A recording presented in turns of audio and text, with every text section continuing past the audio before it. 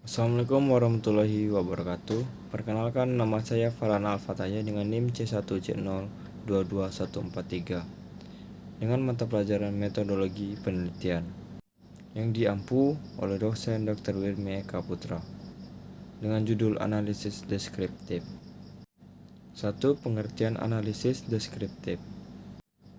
Metode analisis deskriptif adalah statistik yang digunakan untuk menganalisis data dengan cara mendeskripsikan atau menggambarkan data yang telah terkumpul sebagaimana adanya, tanpa bermaksud membuat kesimpulan yang berlaku untuk umum atau generalisasi.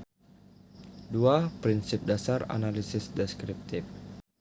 Prinsip dasar analisis deskriptif melibatkan pengumpulan data yang relevan, pengorganisasian data menjadi bentuk yang lebih sederhana, dan menggambarkan data secara objektif. Prinsip kerja analisis deskriptif yaitu dengan menggambarkan distribusi data berupa pengukuran tendensi pusat, pengukuran bentuk, serta pengukuran variabilitas. Prinsip dasar analisis deskriptif meliputi 1. Pengumpulan data, 2. Pengorganisasian data, 3. Penggambarkan data. 3. Teknik-teknik analisis deskriptif. 1.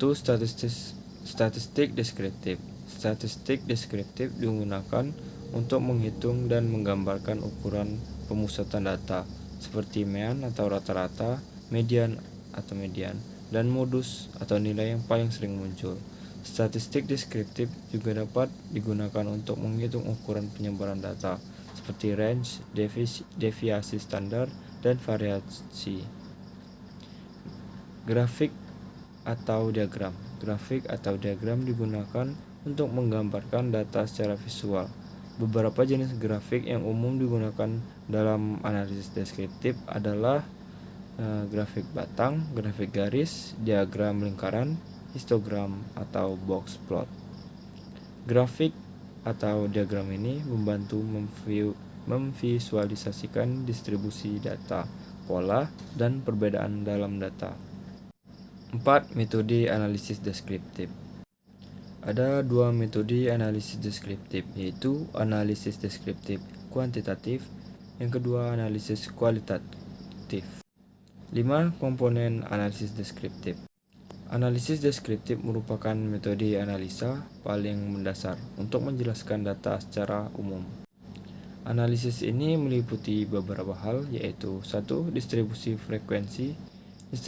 Distribusi frekuensi adalah susunan data mentah yang acak dan susah dibaca, dan kemudian disusun berdasarkan kategori-kategori tertentu secara sistematis dalam suatu daftar agar lebih mudah dipahami.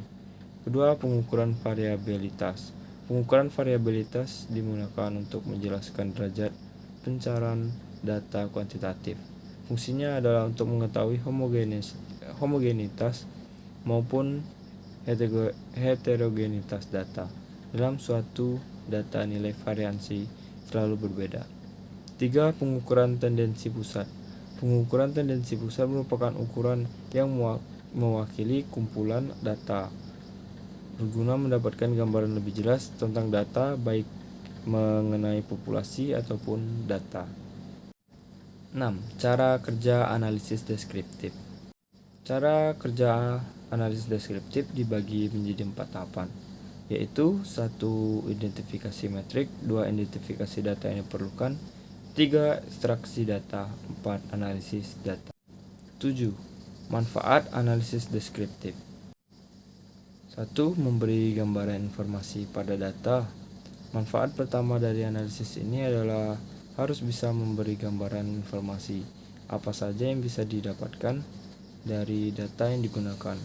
Karena analisa ini disajikan dalam bentuk yang beragam seperti tabel, grafik, atau diagram, maka tentunya lebih menarik dibandingkan hanya ditampilkan dalam bentuk angka-angka baku. 2. Menjelaskan karakteristik dari suatu data. Manfaat dari penggunaan analisis deskriptif berikutnya adalah dapat menjelaskan karakteristik dari suatu data. Hal ini merupakan sebuah hal penting dalam penyajian data, karena akan berpengaruh dalam analisis yang lebih dalam nantinya. Sekian dari saya. Apabila ada kekurangan mohon dimaafkan. Wabillahi taufiq wal hidayah. Wassalamualaikum warahmatullahi wabarakatuh.